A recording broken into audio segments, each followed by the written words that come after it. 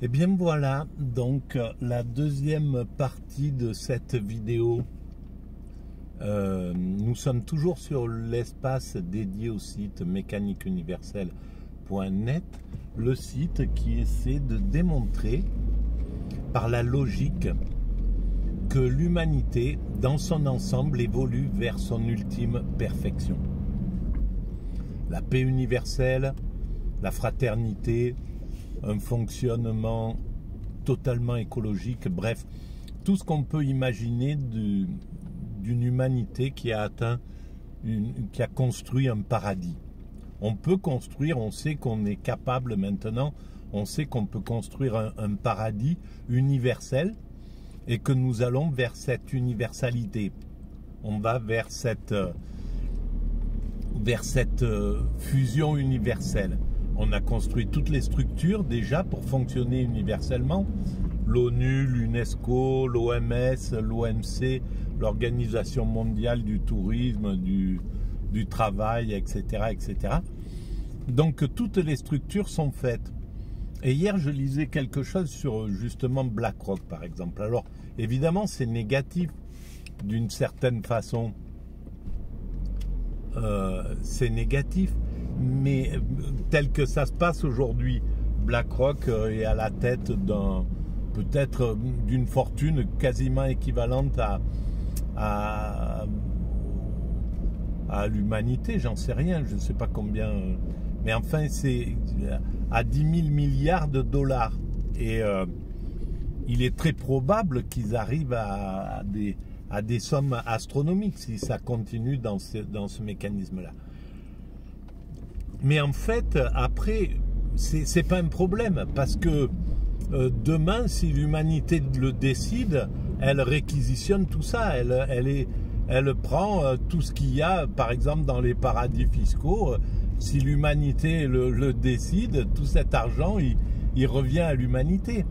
C'est juste des questions de décision. Pour l'instant, on n'en est pas là. L'humanité n'a pas envie de décider ça. On est encore dans l'énergie générée par les conflits. Donc les Américains essayent de grossir encore plus, les Chinois essayent de prendre de l'espace, les BRICS s'opposent à l'Occident, etc. L'Afrique est en train de se fédérer. Donc tout ça, c'est des mécanismes, tout simplement. Mais à terme, eh ben, c'est clair que il y aura sans doute plus qu'un gros organisme qui s'occupe de la nourriture pour l'humanité, un gros organisme qui s'occupe de la santé pour l'humanité, un gros organisme qui s'occupe, etc., etc. Et on fonctionnera comme ça de façon universelle, mais de façon absolument juste, pas un système universel qui oppresserait le monde, pas une dictature universelle. Même si peut-être à un moment on risque de flirter avec ça, c'est possible, mais on dépassera comme on a dépassé toutes les dictatures. Il n'y a pas une dictature qui a réussi à s'imposer éternellement sur la planète. Hitler, il arrive en 1933, en 1943 déjà il est à la porte, 10 ans après, et 2 ans après il est ratiboisé. Donc l'humanité, le peuple humain ne supporterait pas ce genre de choses. Voilà, alors ça c'est pour la base. Et donc on va vers cette construction universelle. Et on est à quelques siècles de cette arrivée.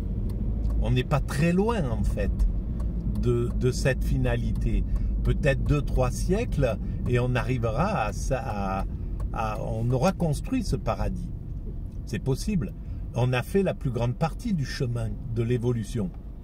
Entre le moment où nous nous sommes séparés des autres primates, où nous avons acquis la position debout, développé notre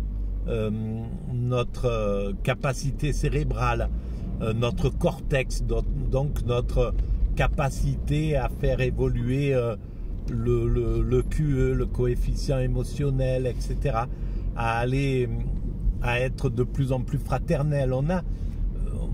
Voilà, entre ce moment-là, il y a des centaines de milliers d'années, Et aujourd'hui, on voit tout le chemin qui a été parcouru. Mais comme on construisait ça, il fallait construire en même temps notre esprit, en même temps nous séparer des pulsions, de nos pulsions d'origine primate, et en même temps il fallait construire l'humanité, ben, ça a pris tout ce temps-là et c'était légitime en fait. On n'est pas en retard. Hein. Alors, je voulais continuer. La vidéo précédente, je me suis penché sur le cas du conflit entre les Palestiniens et les Israéliens en Palestine.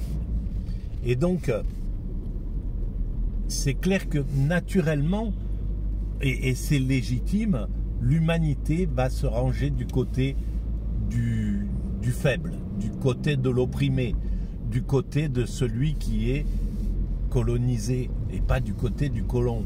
Évidemment, il faut que le colon est obligé de faire tout un travail de propagande pour arriver à faire admettre l'inadmissible. Mais on voit bien que ça ne tient pas à l'échelle mondiale. Partout, en France, il se trouve que les médias sont vulnérables, mais dans tous les pays où les médias sont moins vulnérables, ça ne marche pas. Et même aux États-Unis, là, les gens n'ont pas envie ne soutiennent pas Israël, ils soutiennent les Palestiniens.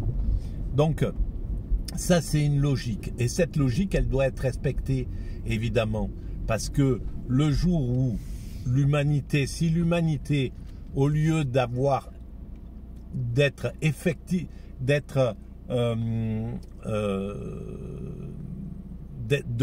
d'aller tout de suite du côté de l'opprimé, si elle allait protéger l'oppresseur, si au lieu d'être du côté de Robin des Bois, elle préférait être du côté du shérif de Nottingham, on arriverait à une dictature sévère, à une violence inouïe, puisque ça serait la domination du mal, en somme.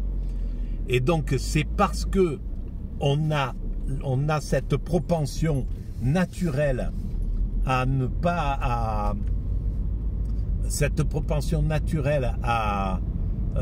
aller du côté du faible, de l'opprimé, que l'humanité a évolué comme elle a évolué.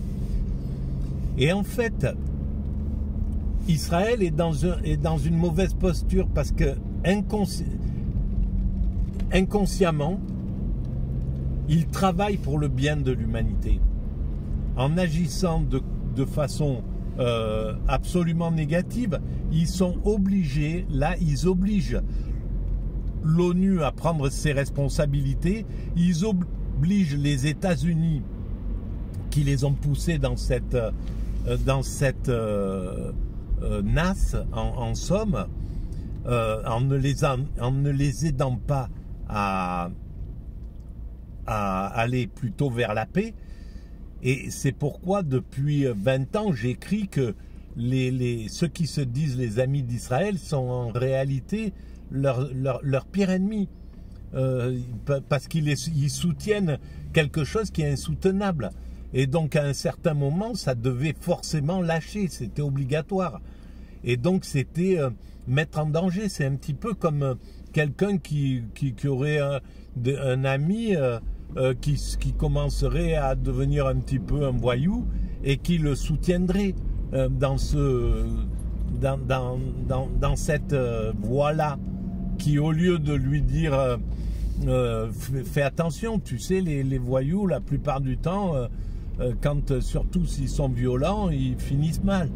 Donc moi je t'aime, tu devrais revenir dans le rang, arrêter, obéir aux lois normales, etc. Fais attention, voilà, tu finiras mal si tu vas dans cette voie-là. Et comme je t'aime, j'ai pas envie que tu finisses mal.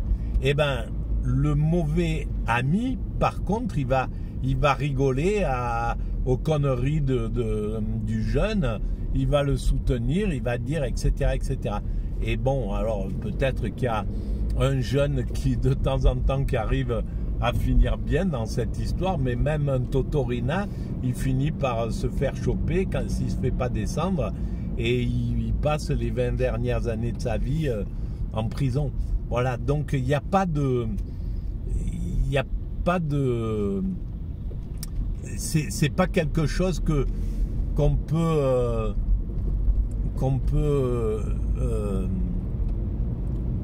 proposer en fait à l'humanité d'obéir à...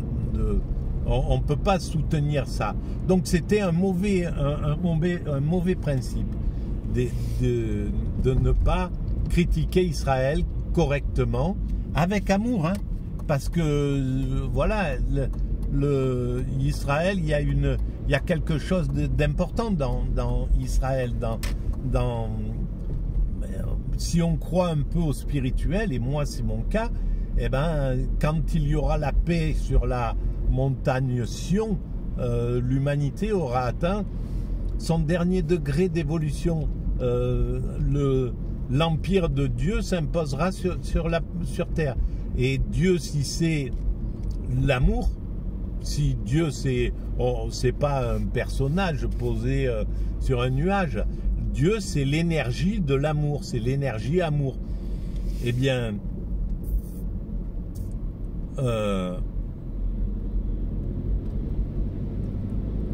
donc quand il y aura la paix là, et elle va arriver là, je pense que c'est, il n'y a que deux solutions. Ou bien Israël, apparemment, il ne peut pas faire, pour lui c'est très difficile de faire machine arrière dans tous les sens. Alors soit il gagne, il arrive à ravager ce territoire de Gaza, et l'humanité va le juger, quoi. Ils ne pourront pas laisser passer, ça sera fini. Les États-Unis vont être discrédités, ils vont perdre de la position dominante, et en fait il faut que l'humanité là sorte de ce système avec un gendarme du monde, les États-Unis, qui dominent et qui sont pas un bon gendarme en réalité. C'est ça leur problème. C'est ça leur problème. C'est qu'ils sont pas un bon gendarme, quoi.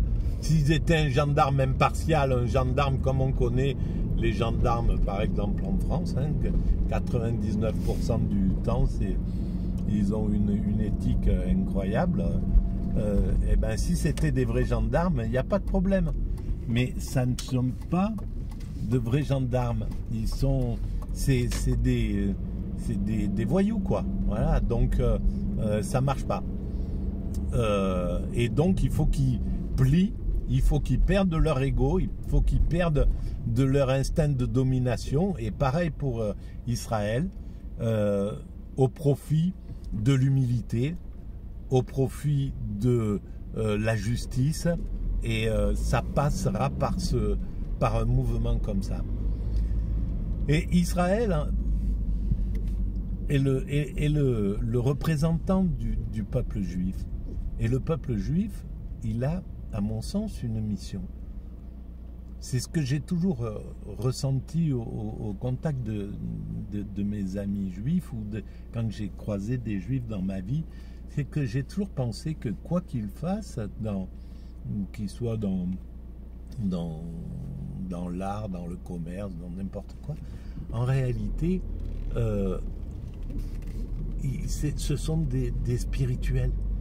C'est la spiritualité qui les anime. Ils font du business parce qu'il faut faire du business, il n'y a pas de problème. C'est comme ça. Parce que le monde est là en ce moment, où font de l'art, où font du cinéma, où font peu importe. Et parce que c'est le moment est là. Mais le jour où on passe sur le spirituel, à ce moment-là, sans aucune difficulté, ce peuple passera du côté du spirituel et se mettra au service de l'humanité, au service du guide de l'humanité. à mon sens, et c'est ça, pour moi, c'est sa mission. Sa mission, c'est d'être le guide de l'humanité. Et ben, cette mission, oh, peut-être je vais rentrer chez moi, tiens. Je voulais me faire couper les cheveux, mais je vais rentrer chez moi.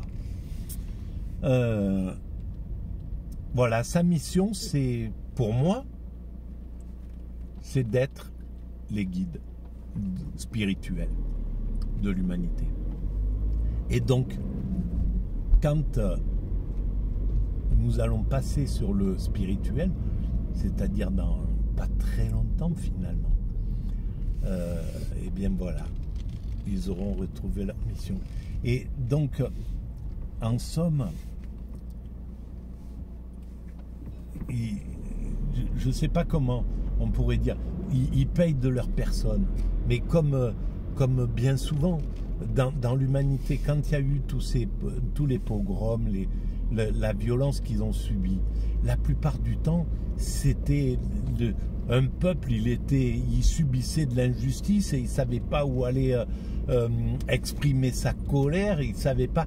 Et donc, la population la plus vulnérable, c'était les Juifs, c'était les Tziganes, voilà, et ils allaient rejeter leur souffrance comme des individus lambda le font. On le fait, on va mal et on va se venger un peu sur quelqu'un d'autre dans une sorte de vie comme ça, injuste et instinctive.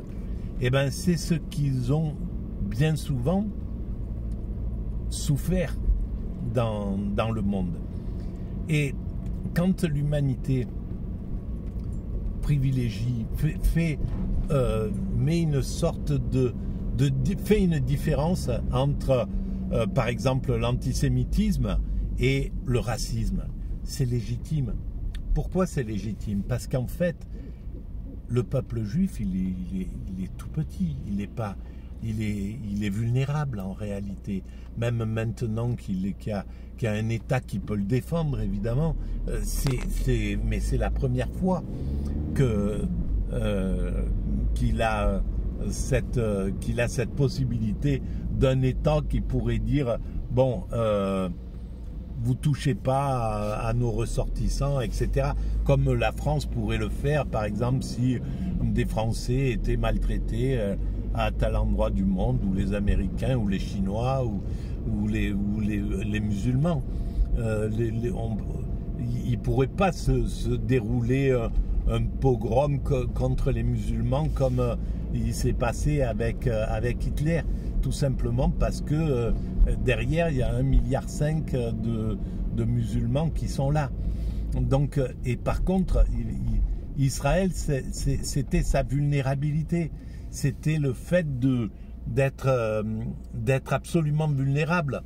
Et c'était pour ça que il était nécessaire, pour les Juifs je parle, c'est pour ça que il était nécessaire pour les Juifs, quand ils vivaient au sein d'une autre communauté en France, d'un autre pays, d'éduquer le maximum les enfants et tout, pour qu'ils puissent avoir une position avec du pouvoir, de manière à se protéger.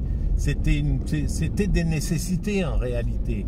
Ils ont toujours travaillé sur les nécessités.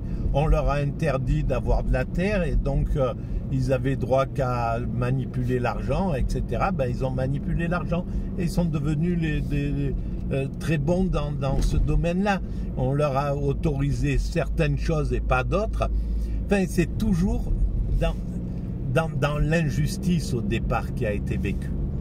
Et c'est pourquoi aussi il y a ce travail vers la justice du peuple juif.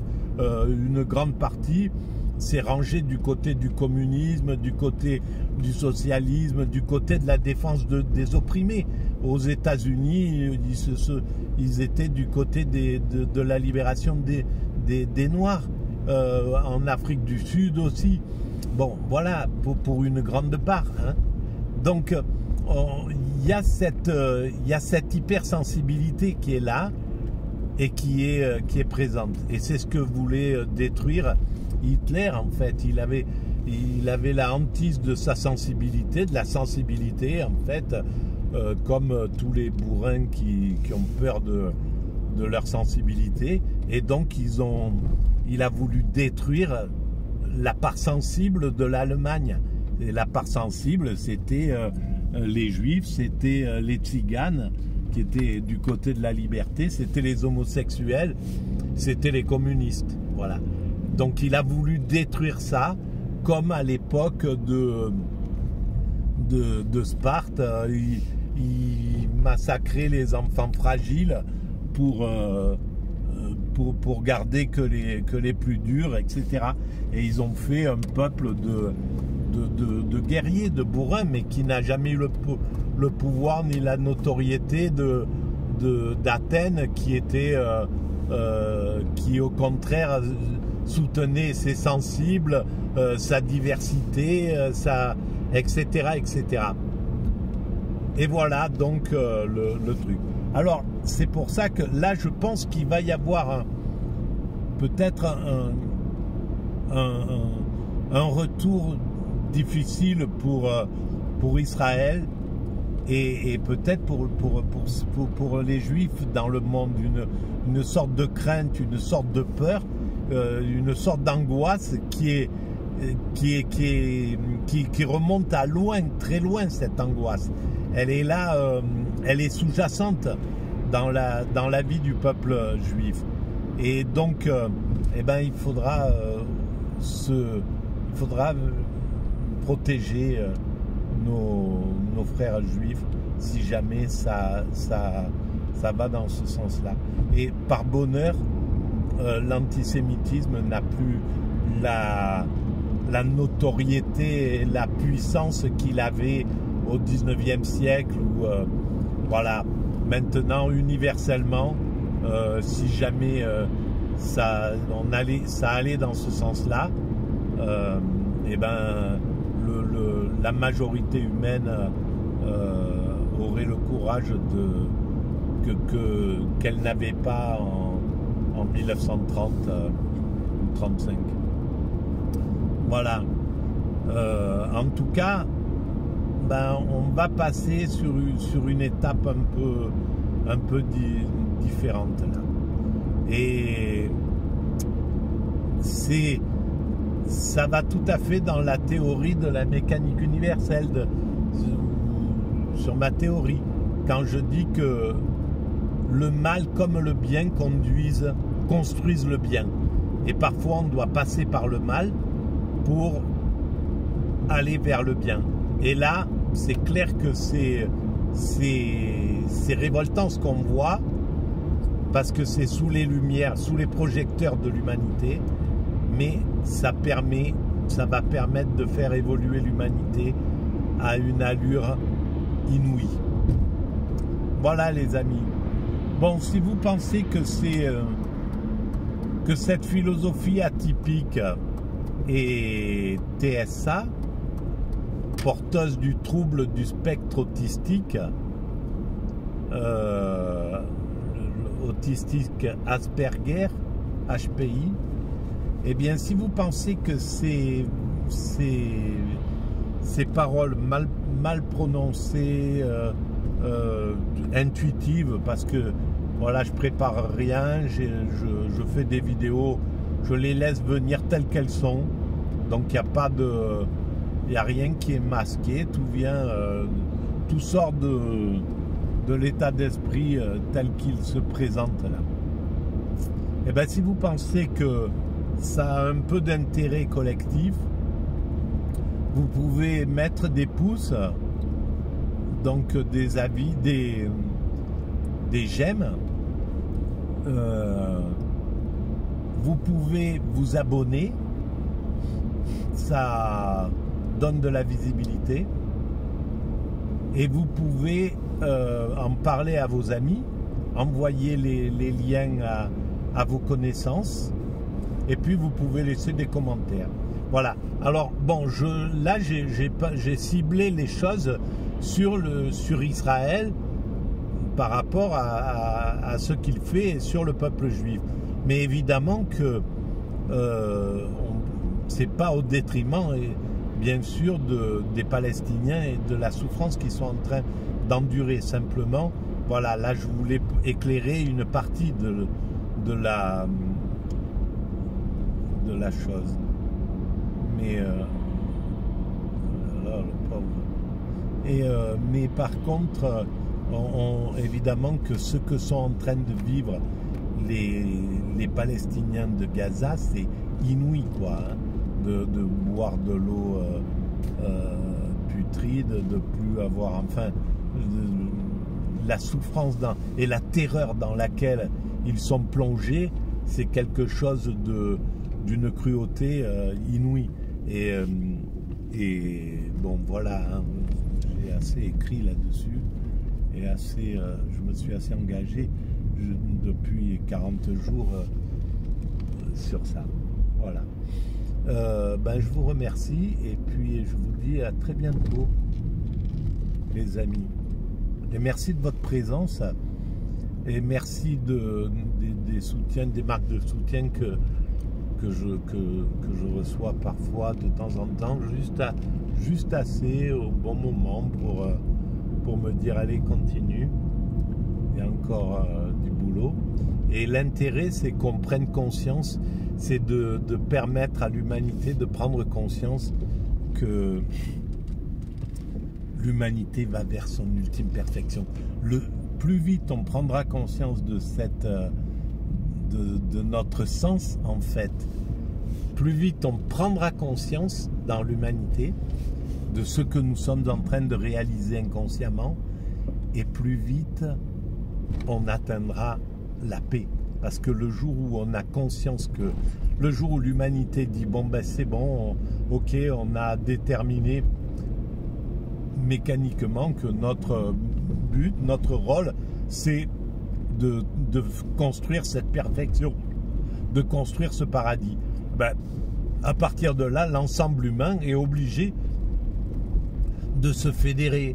On peut plus évoluer à travers l'inconscience, la guerre, etc. On évoluera peut-être en utilisant la compétition ludique, comme aux Jeux Olympiques, voilà, mais une compétition respectueuse, une compétition joyeuse qui permettra l'émulation du travail, mais sous la joie, pas sous la violence et pas sous la contrainte, etc. Voilà, merci les amis, à bientôt.